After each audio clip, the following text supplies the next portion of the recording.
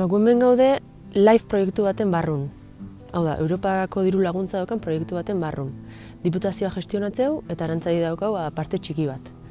Eta arantzaditik gaude entomologiakok eta botanikakok. Menin bardeuna da, hemen ikusten bezala hau da, zuhaitz mugarratu dituen baso bat, daude artek eta pagok, eta etorrika pixkat zuhaitz hauek karakterizatzea.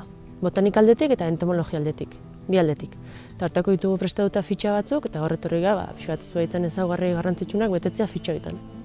Nuestros bosques están tan explotados que no tenemos árboles viejos en ellos, no tenemos bosques maduros en el País Vasco. Entonces, ¿qué ocurre?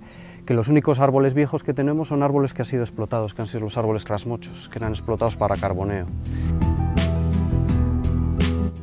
Estos árboles trasmochos ahora cumplen la función de árbol viejo.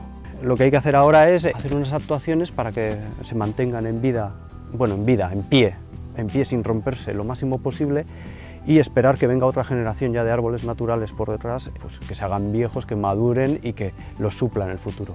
Esa es la importancia ecológica. Luego también tiene una importancia cultural. Se trataría un poco de mantenerlo más como a nivel de un museo natural,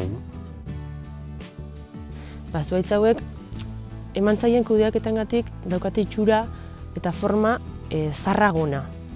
Orduan horregatik dauzkate zulo batzuk, ontxo berezi batzuk ateratzeia, intsektusa proxiliko bizi dira, biodibertsidadetik ere oso garrantzitsu dira.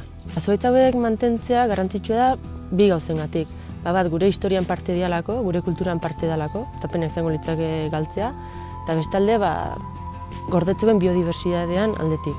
Pena izango zen galtzea, galduko genukeelako gure biodibertsidadean zati bat eta gure kulturan zati bat.